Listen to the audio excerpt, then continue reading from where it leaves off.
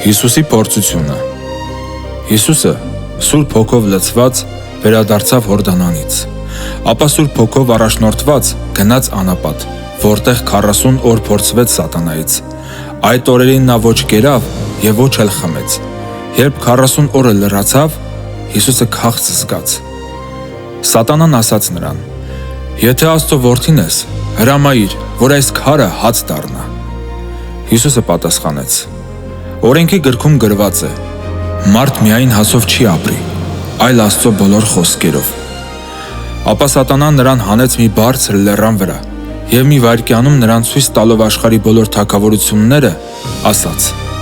«Այս բոլորի վրա իշխանություն եւ սրանց ամբողջ փառքը քեզ կտամ, սրանք ինձ են տրված եւ ում ուզենամ կտամ։ Արդ եթե դու իմ առջև ընկած երկրպագես ինձ, այս բոլորը քոնը կլինեն»։ Հիսուսը ասաց.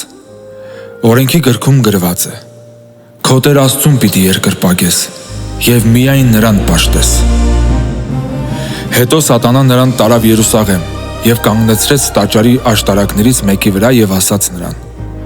«Եթե Աստծո որդին ես, դու քեզ այստեղից ցած գցիր, որովհետեւ Սաղմոսում գրված է, թե Աստված իր հրեշտակներին կպատվիրի, որ քեզ պահպանեն, եւ թե հրեշտակներն իրենց ձեռքերի վրա պիտի վերցնեն քեզ, այնպես որ ոտքդ քարին չխփվի»։ Հիսուսը պատասխանեց.